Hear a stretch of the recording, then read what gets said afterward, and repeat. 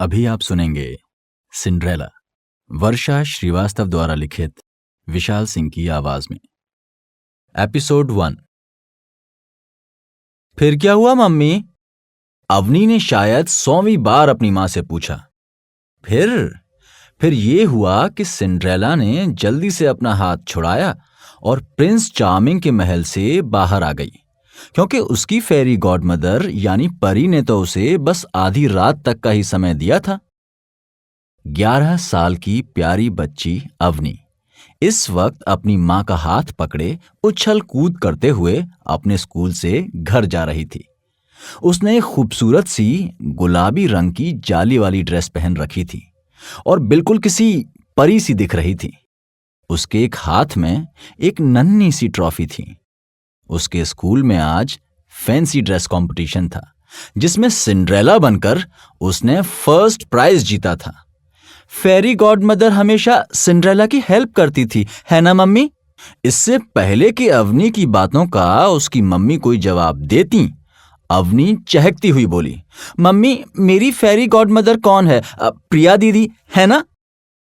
प्रिया उसी कस्बे की एक लगभग 26 साल की सुंदर सी युवती थी, जो हाल ही में ब्यूटिशियन की ट्रेनिंग लेकर शहर से लौटी थी और वो जल्द ही अपने कस्बे में खुद का पार्लर खोलने वाली थी। आज की फैंसी ड्रेस कंपटीशन के लिए उसी ने अवनी को तैयार किया था। चल बड़ी आई सिंड्रेला, अवनी की मां उसे प्यार से झिड़कती हुई बोली। अवनी चलती चलती रुक गई और कुछ सोचने लगी। फिर वो धीरे से कुछ सोचती हुई बोली, मम्मी प्रिंस चार्मिंग का महल कितना बड़ा होगा? हमारे एलेनोर कॉटेज जैसा होगा क्या? अवनी की मां हैरानी से अपनी बेटी को देखने लगी, जिसकी कल्पनाएं बढ़ती ही जा रही थीं। वो झीलों और पहाड़ों से घिरी हुई सुंदर सी जगह थी। हरियाली से घिरे ऊंचे नीचे पहाड़ी रास्ते और आसमान छूते पेड़ और भी मनोरम दृश्य बनाते थे। वहां शीत ऋतु में थोड़ी बहुत बर्फबारी भी होती थी। क्योंकि वो अच्छा खासा पर्यटन का स्थान था, इसलिए वहां विकास कार्यों के नाम पर प्रकृति से ज्यादा छेड़छाड़ नहीं की गई थी। वहां साल के कुछ खास समय पर काफी सारे विदेशी सैलानी आते थे। इसी वजह से वहां छोटे मोटे होटलों की भरमार थी। लेकिन वहां आने वाले विदेशी पर्यटकों की पहली पसंद उस जगह की सबसे ऊंचाई पर बना एलेनोर कॉटेज था, जो कि काफी पुरानी और भव्य विशाल इमारत थी। वो इमारत एक महल था। उसके एक हिस्से में उसका मालिक चौधरी परिवार रहता था और इमारत का बाकी हिस्सा मोटे किराए पर विदेशी पर्यटकों को दिया जाता था। जो हिस्सा किराए पे दिया जाता था वो किसी रिजॉर्ट से कम नहीं था। अवनी अपनी मां का हाथ पकड़े चली जा रही थी और मुड़ मुड़कर एलेनोर कॉटेज को देखती जा रही थी। एलेनोर कॉटेज को पूरे कस्बे में कहीं से भी देखा जा सकता था, क्योंकि वो इमारत सबसे ऊंचाई पर बनी थी। अब चलो अवनी, पापा को ट्रॉफी भी तो दिखानी है ना? मम्मी उसे बहलाते हुए बोली। यही होता है, बड़े तो बच्चों का मन बहलाने के लिए उन्हें परी कथाएं सुनाते हैं, पर ये कहानियां कुछ बच्चों के लिए सब कुछ बन जाती हैं, जैसे कि अवनी। अब मम्मी को तो पता भी नहीं था कि अवनी ने अभी अभी अपनी कहानी का तीसरा सिरा भी कहीं बांध दिया था। अपनी कहानी की दुनिया में वो खुद सिंड्रेला थी और प्रिया दीदी उसकी फेरी गॉडमदर थी। और अभी अभी उसने प्रिंस चार्मिंग का महल भी ढूंढ लिया था। वो महल कोई इमारत नहीं, बल्कि एलेनोर कॉटेज था। 13 सालों के बाद समुद्र के किनारे बने बेहद शानदार रिजॉर्ट में आज वहां बहुत शोर शराबा और रौनक थी। किसी की सगाई का प्रोग्राम था वहां, लेकिन सगाई अभी शुरू नहीं हुई थी। सगाई का प्रोग्राम उस रिजॉर्ट के हॉल में होना था। हॉल को अनेक आधुनिक तरीकों से फूलों और झालरों से सजाया गया था। सजावट के तमाम इंतजाम के अलावा बात बात पर ठहाका लगाकर हंसती लड़कियों ने उस हॉल की खूबसूरती में चार चांद लगा दिए थे। उस हॉल का एक हिस्सा बाहर की तरफ टेरेस पर खुलता था। उस टेरेस से समुद्र तट का बेहतरीन नजारा दिखता था। गौरव बेटा, बहुत देर हो रही है, रिंग सेरेमनी स्टार्ट करते हैं अब। गेस्ट्स भी बार बार पूछ रहे हैं। ये आवाज उस मां की थी जिसके बेटे की सगाई होने वाली थी। अपनी मां की बात सुनकर थोड़ी दूर पे खड़े गौरव ने उन्हें थोड़ा रुकने का इशारा किया। गौरव बार बार बाहर की तरफ देख रहा था, मानो किसी का इंतजार कर रहा हो। तभी दुल्हन जैसे लिबास में सजी धजी आशिमा भी वहां आ पहुंची। आशिमा के महंगे और चमकदार लहंगे को देखकर कोई भी बता सकता था कि यही वो लड़की है जिसके साथ गौरव की सगाई होने वाली है। अब तक वो अपने दोस्तों से बातों में उलझी थी, मगर जैसे ही उसकी नजर गौरव पर पड़ी, उसने चिढ़ते हुए कहा, तुम्हें नहीं लगता तुम हमारे सबसे स्पेशल डे को स्पॉइल कर रहे हो? अरे यार, बस आधे घंटे में क्या बिगड़ जाएगा? गौरव ने बोलना शुरू किया। आधे घंटे? गौरव, हम पिछले 1.5 घंटे से वेट कर रहे हैं। उसकी बात काटती हुई गुस्से से आशिमा बोली। फिर एक पल ठहर कर उसने सिर्फ इतना कहा, और वो इतना ही गैर जिम्मेदार है तो। बाकी बातें उसके मुंह में ही रह गईं। तभी हॉल में थोड़ा शोर सा हुआ और सभी की नजर उस लड़के पर गई जो अभी अभी अंदर दाखिल हुआ था। वो मुस्कुराता हुआ उन्हीं की तरफ चला आ रहा था। उसके बाल बिखरे से थे, चेहरे पर एक लंबे सफर की छाप थी। उसने एक पुरानी डेनिम की जीन्स, एक झोल झाल सी टी शर्ट और स्पोर्ट शूज पहन रखे थे। उसके एक कंधे पर छोटा सा काला बैग और गले में प्रोफेशनल कैमरा लटक रहा था। उसका हुलिया किसी भी तरीके से किसी सगाई समारोह में शामिल होने लायक नहीं लग रहा था। तेज कदमों से चलता हुआ वो लड़का सीधे गौरव के पास आकर रुका और अगले ही पल उसने गौरव को कसकर गले लगा लिया। साले, तू नहीं सुधरेगा, कभी तो टाइम पर आ जाया कर। उसके गले लगता हुआ गौरव बोला। क्या करूं यार, इतनी अर्जेंसी में तूने इन्फॉर्म किया कि टाइम तो लगना ही था। उस लड़के की बात पे गौरव कुछ बोलता, उससे पहले ही परिवार के किसी सदस्य ने झुंझलाते हुए कहा, अरे अब सारी बातें यहीं पूरी होंगी क्या? एक तो वैसे ही मुहूर्त निकला जा रहा है। मुहूर्त निकलने की बात सुनते ही वहां खड़े लोगों की बातचीत तेज हो गई। गौरव भी तुरंत आशिमा का हाथ पकड़कर स्टेज पर चढ़ गया। स्टेज को उसी तरह से सजाया गया था जैसा कि ज्यादातर रिंग सेरेमनीज में सजाया जाता है। जल्दी जल्दी में अंगूठी पहनाने की रस्म पूरी हुई। पूरा हॉल तालियों की गड़गड़ाहट और बधाइयों से भर गया।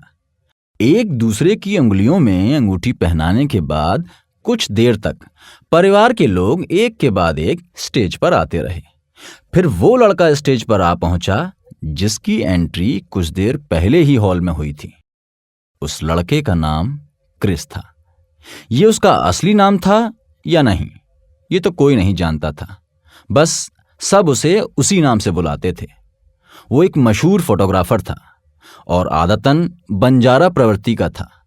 उसका घर कहाँ था या फिर कोई घर था भी या नहीं, ये भी कोई नहीं जानता था। वो अपने काम के सिलसिले में भटकता रहता था। उसकी एक और खासियत थी, फेसबुक और व्हाट्सएप जैसी आधुनिक आदतें उसे छू भी नहीं पाई थीं। लोग उसे दुनिया के साथ चलने का ताना मारते थे और वो अपनी दुनिया में मस्त रहने वाला बंदा था। पार्टी अपने पूरे शबाब पर थी। क्रिस अपने शानदार कैमरे से गौरव और आशिमा की फोटो लेने में व्यस्त था। तभी अचानक वो हुआ जो उस तरह की पार्टियों में कम ही होता था। बत्ती गुल हो गई। बिजली जाते ही अफरा तफरी मच गई। हालांकि दिन ढलने की कगार पर था और पूरी तरह अंधेरा नहीं हुआ था, लेकिन सभी लोग रिजॉर्ट मैनेजमेंट को सुर में सुर मिलाकर कोसने लगे।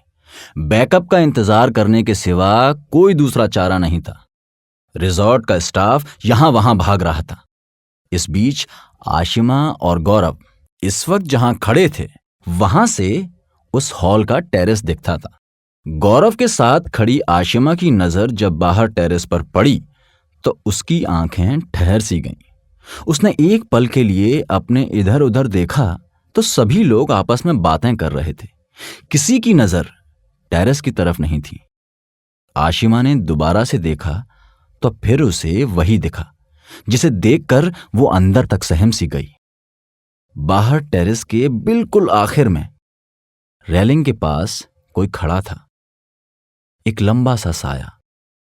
आशिमा ने खुद को शांत किया और उसे घूरने लगी। सारी भीड़ से अलग थलग आखिर कोई भला वहां क्यों खड़ा था? आशिमा थोड़ी सशंकित सी धीरे धीरे उसे और अच्छी तरह देखने के लिए टेरेस की तरफ बढ़ने लगी। कुछ कदम आगे बढ़ाने के बाद उसने देखा कि वो साया एक लंबी सी औरत का था, जिसने फुल आस्तीन का एक मटमैला सा जालीदार दुल्हनों वाला गाउन पहन रखा था। पर वो गाउन भी जैसे 18वीं सदी का लग रहा था। उसका सर भी ढका हुआ था। उसका गाउन फर्श पर लंबा फैला हुआ था। उसके दोनों हाथों में सूख चुके काले गुलाबों का गुलदस्ता था। उसके हुलिये ने तो आशिमा को हैरान किया ही था, साथ ही कुछ और भी था जिसे सोचकर वो परेशान हो रही थी। उसे समझ नहीं आ रहा था कि टेरेस पर बह रही तेज हवा में भी उस औरत के कपड़े का एक सूत तक नहीं हिल रहा था। ऐसा लग रहा था मानो वो पत्थर की बनी हुई थी।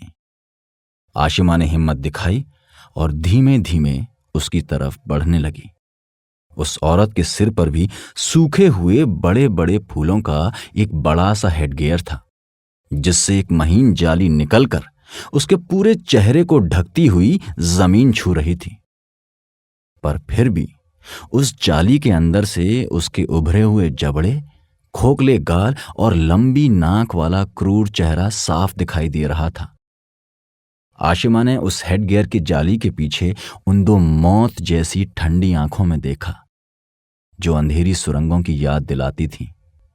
उस औरत के चेहरे पर स्थायी कठोर भाव थे, पर आंखों में गुस्सा भरा हुआ था। ये सब देखकर आशिमा अब तक पसीने से भीग चुकी थी। वो अब हॉल और टेरेस के बीच खड़ी थी। डर से भीगते हुए उसे ये समझने में देर नहीं लगी कि सामने टेरेस पर दिख रही औरत कोई मामूली औरत नहीं है। अब उसने खुद की मुट्ठी बांधी और ना चाहते हुए भी एक नजर उस औरत की आंखों में देखा। उस औरत की आंखों में गजब का गुस्सा था और उसकी आंखें इस वक्त आशिमा पर नहीं बल्कि किसी और शख्स पर टिकी थीं। आशिमा पहले से और भी ज्यादा डर गई जब उसने देखा कि इस वक्त उस औरत की नजरें किसी और पर नहीं बल्कि गौरव पर थीं। वो गौरव को इतने गुस्से से देख रही थी जैसे कोई पुरानी दुश्मनी हो। इससे पहले कि आशिमा को आगे कुछ समझ आता, अचानक उस औरत ने झटके से अपनी गर्दन उसकी तरफ मोड़ दी। वो भयानक गुस्से भरी आंखें अब उसे घूरने लगीं, मानो वो चिढ़ गई थी कि आशिमा उसे गौरव को घूरते वक्त क्यों देख रही थी। आशिमा डर से चीख उठी और देखते ही देखते उसके शरीर में वो कंपन हुई और अचानक आंखें बंद हो गईं। वो बेहोश होकर फर्श पर गिर पड़ी। बेहोश होते होते उसने देखा कि उस भयानक औरत ने बस एक बार अपनी पलकें झपकाई थीं और उसकी आंखों की पुतलियां काली से सफेद हो गई थीं। आशी, आशी क्या हुआ? कोई पानी लाओ। आशिमा को गिरते देख गौरव की आवाज गूंजी। अरे क्या हुआ? कई लोगों ने एक साथ पूछना शुरू किया। पता नहीं कैसे बेहोश हो गई। गौरव ने बस इतना कहा और आशिमा को होश में लाने की कोशिश करने लगा। तभी रोशनी भी आ गई और मुंह पर पानी छिड़कने से आशिमा को भी होश आ गया। होश आते ही वो कमजोर आवाज से बोली, कहाँ गई वो? उसका ये सवाल सुन गौरव ने उसे दूर सोफे पर बिठाते हुए पूछा, किसके बारे में पूछ रही हो? वो औरत। कौन सी औरत आशिमा? वहीं पास में खड़े किसी और शख्स ने पूछा। उस शख्स के सवाल का जवाब देने के लिए आशिमा ने टेरेस की तरफ सिर घुमाते हुए कहा, वो औरत। उसकी बात सुनकर सबने टेरेस की तरफ देखा, लेकिन अभी वहां टेरेस पे कोई नहीं था। कहां है कोई? वहां कोई तो नहीं है टेरेस पे।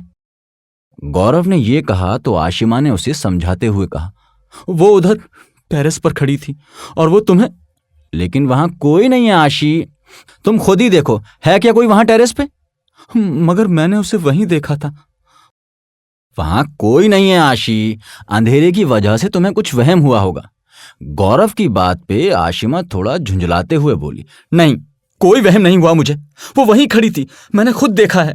उसने वेडिंग गाउन पहनी हुई थी और उसके हाथ में ब्राइडल बुके भी था। और आशिमा बोल ही रही थी कि गौरव के हाथ से पानी का ग्लास छूटकर तेज आवाज से फर्श पर जा गिरा। अब सब उसे देखने लगे। सॉरी, वो हाथ से छूट गया, वो बुदबुदाया और किसी गहरी सोच में डूबता चला गया। इस बीच वहां खड़े लोगों में ये बात सिर्फ क्रिस ने गौर की थी कि उस औरत ने क्या पहन रखा था। ये सुनते ही गौरव का चेहरा सफेद पड़ गया। कुछ पल लोग वहां खड़े रहे और फिर खाना खाने में जुट गए। पार्टी जैसे तैसे खत्म हुई, पर आशिमा अब वहां नहीं रुकना चाहती थी। वो अपने कमरे में चली गई। धीरे धीरे सभी गेस्ट भी वहां से चले गए, पर क्रिस वहीं रुका रहा। सबके जाने के बाद वो टेरेस पर आ गया और रेलिंग के पास पहुंचा। वहां पहुंचते ही उसे रेलिंग के पास फर्श पर कुछ दिखा। वो झुककर उस चीज को देखने लगा। गौर से देखने पर यह समझने में देर नहीं लगी कि वो चीज कुछ और नहीं बल्कि काले गुलाब की पंखुड़ियां थीं।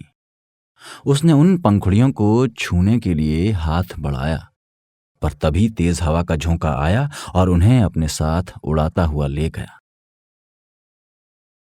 अगले दिन सुबह क्रिस गौरव के कमरे के बाहर खड़ा था और दरवाजा खटखटाने ही वाला था, लेकिन उसके हाथ दस्तक देने से पहले अचानक रुक गए। उसे अंदाजा हो गया कि गौरव किसी से बात कर रहा था। क्या बात कर रहे हो? सुहाना की मौत हो गई? पर कैसे?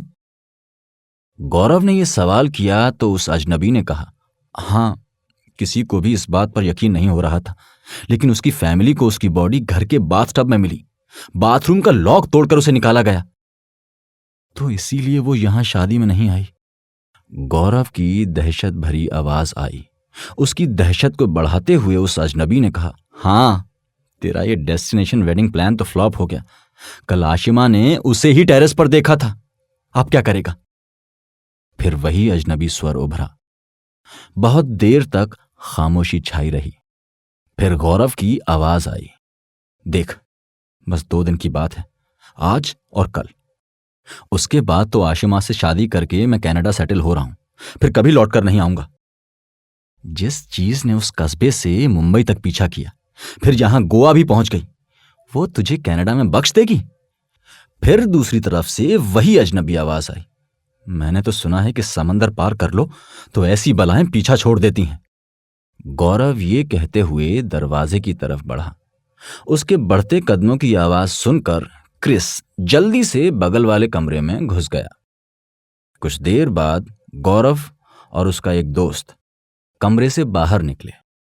उसके दोस्त को क्रिस बस चेहरे से पहचानता था। उसके दिमाग में बहुत से विचार घुमड़ने लगे। तो गौरव ने यूं ही आनन फानन में शादी का फैसला नहीं कर लिया था, कुछ तो पक रहा था। पिछली शाम टेरेस पर जो कुछ भी दिखा था वो आशिमा का वहम तो हरगिज नहीं था। क्रिस अब अकेले में गौरव से बात करना चाहता था, पर वो हमेशा लोगों से घिरा होता था। पूरी दोपहर तो हल्दी की रस्म और दूसरे रिवाजों में बीत गई।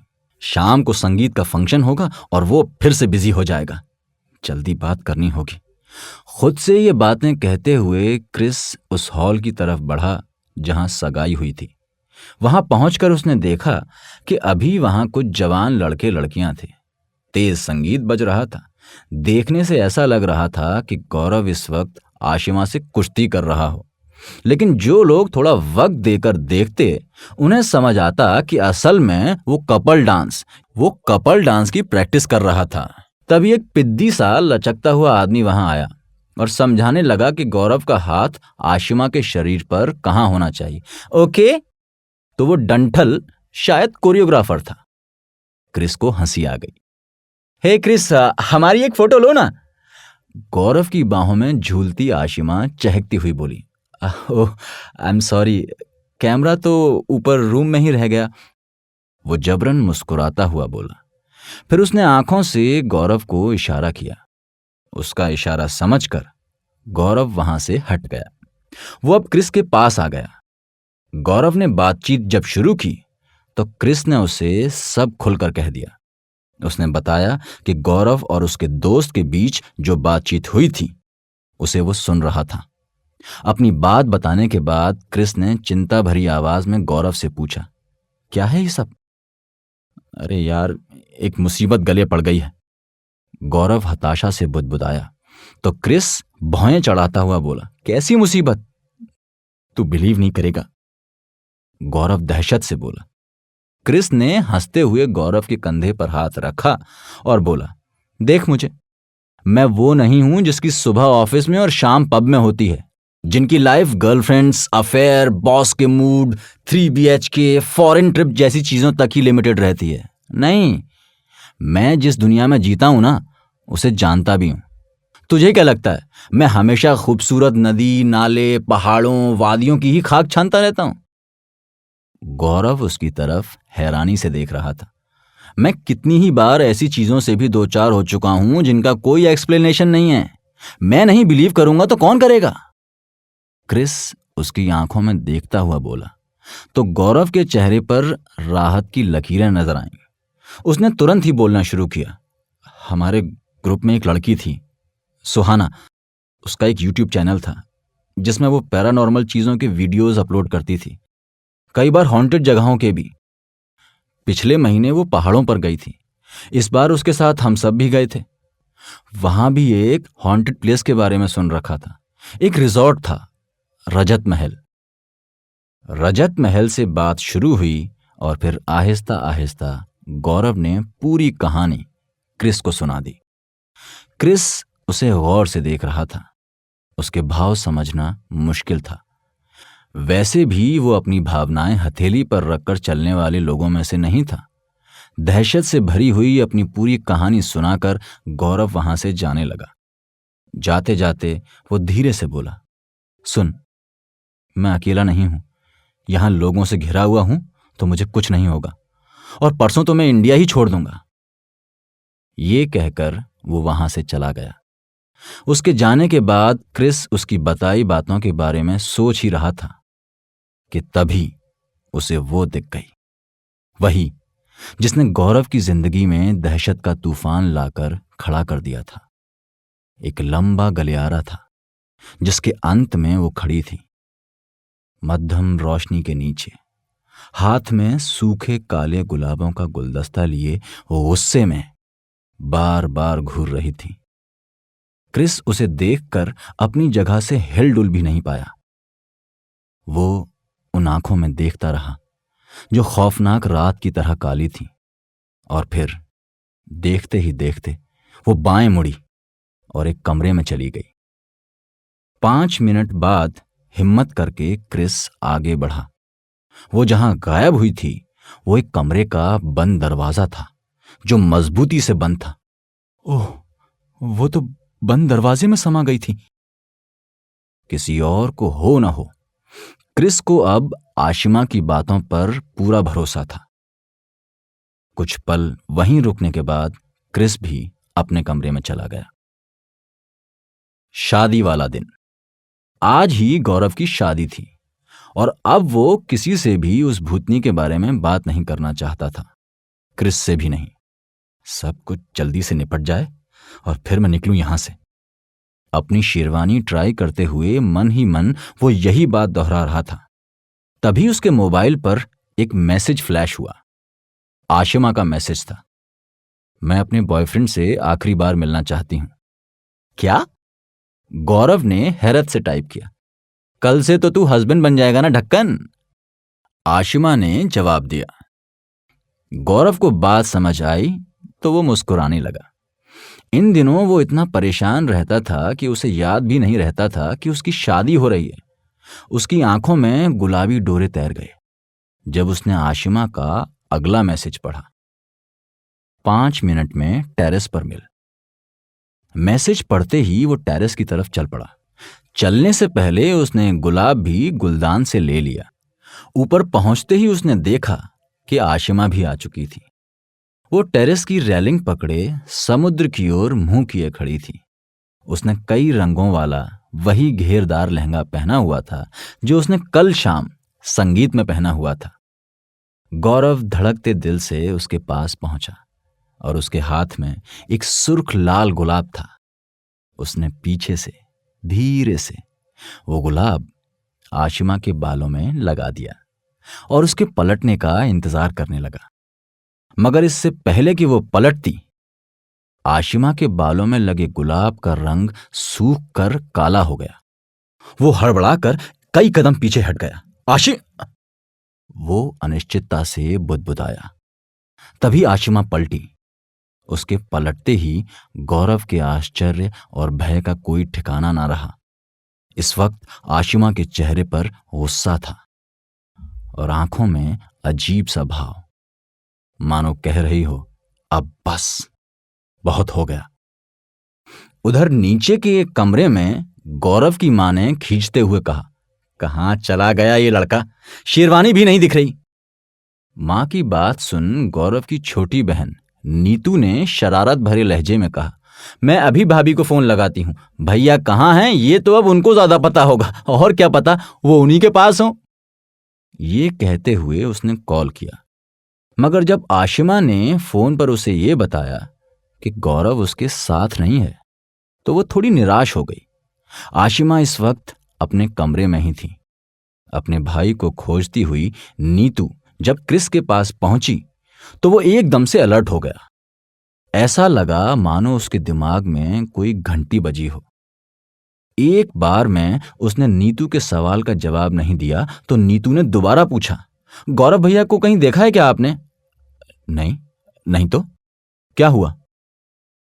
क्रिस का मन अनजान आशंका से लरजने लगा।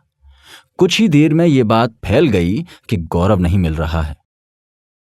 पर अब जोर शोर से उसे ढूंढा जाने लगा।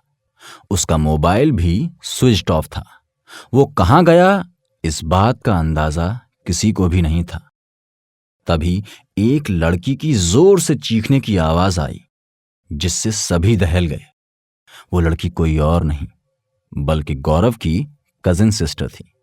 सब भागते हुए उसके पास पहुंचे। क्या हुआ? सबने एक साथ पूछना शुरू कर दिया, मगर वो एकदम गुमसुम थी। अरे बोलना! उसकी आंखें भय से फटी हुई थीं। दोनों हाथ उसके मुंह पर थे। उसने बिना कुछ बोले धीरे से हाथ उठाते हुए सामने स्विमिंग पूल की तरफ इशारा किया। वहां गौरव की लाश तैर रही थी। उसके शरीर पर अभी भी उसकी शादी वाली शेरवानी थी। ये कैसे हो सकता है? कुछ देर बाद गौरव के पिता सुबकते हुए बोले, गौरव तो अच्छी तरह तैर लेता था। ये कहकर गौरव के पिता फपक कर रो पड़े। शादी की खुशियां मातम में बदल चुकी थीं। आशिमा और गौरव की मां का सबसे बुरा हाल था। आशिमा तो शादी का जोड़ा भी पहन चुकी थी। गौरव की अचानक हुई रहस्यमयी मौत ने सबको झकझोर कर रख दिया। कुछ ही देर में वहां पुलिस आ गई। बॉडी को बाहर निकालकर पोस्टमार्टम के लिए भेजा गया। पुलिस ने सबसे गहन पूछताछ की, मगर किसी से कुछ भी हासिल नहीं हुआ। जब पुलिस को कोई मामूली सी भी कामयाबी नहीं मिली तो वो उस केस में आत्महत्या का बटन टांकने लगे। अरे वो आत्महत्या क्यों करेगा भला? गौरव के चाचा झल्लाते हुए बोले, वो इतना खुश रहता था, उसकी शादी हो रही थी। इंस्पेक्टर, क्रिस ने पुलिस इंस्पेक्टर को संबोधित किया। डूबने के कितनी देर बाद शरीर पानी की सतह पर आ जाता है? उसने सवाल किया। 1 दिन या कम से कम 10-12 घंटे। इंस्पेक्टर ने ज्ञान बघारा और खुद ही चौंक गया। वो क्रिस को घूरने लगा। बाकी सब भी असमंजस से क्रिस को ही घूरे जा रहे थे। सबको मालूम था कि गौरव की मौत तो मुश्किल से घंटे भर पहले ही हुई थी, फिर उसकी ये लाश कैसे तैरने लगी? सारा तामझाम खत्म हुआ तो सारे रिश्तेदार लौटने लगे। गौरव का परिवार वहीं रुका रहा। पोस्टमार्टम के बाद वो उसका शरीर घर ले जाने वाले थे। कुछ देर बाद ही कुछ नए अनसुलझे सवाल लेकर पोस्टमार्टम की रिपोर्ट भी आ गई। पोस्टमार्टम की रिपोर्ट के अनुसार गौरव का शरीर पानी में बुरी तरह गल चुका था। उसके शरीर की जो हालत थी, उसके अनुसार उसे डूबे हुए कई दिन हो चुके थे, जो कि संभव ही नहीं था। फिर उसे हुआ क्या था, किसी के भी कुछ समझ नहीं आ रहा था। क्रिस भी इन्हीं सवालों से जूझ रहा था।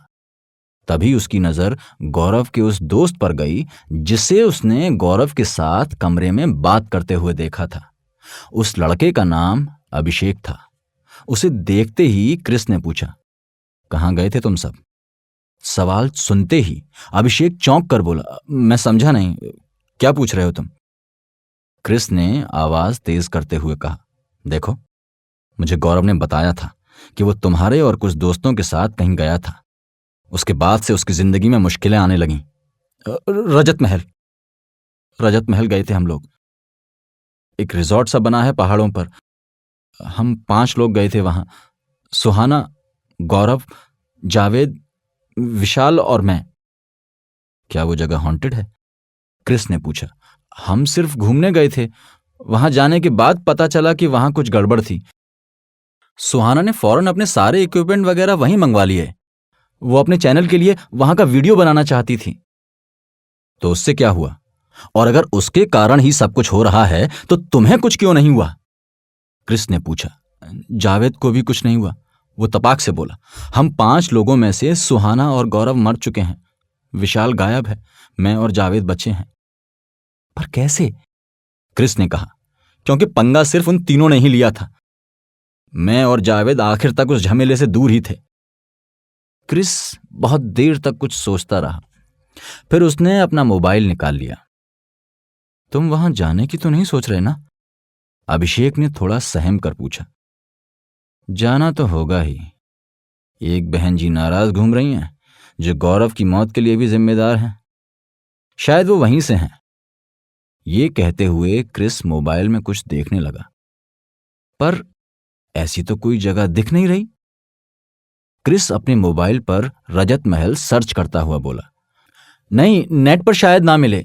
2 महीने पहले ही उस जगह का नया नामकरण बतौर रजत महल हुआ है। अच्छा, पहले क्या नाम था? क्रिस ने दिलचस्पी से पूछा। अभिषेक कुछ देर याद करता रहा, फिर बोला, वो शायद हाँ, याद आया, एलेनोर कॉटेज।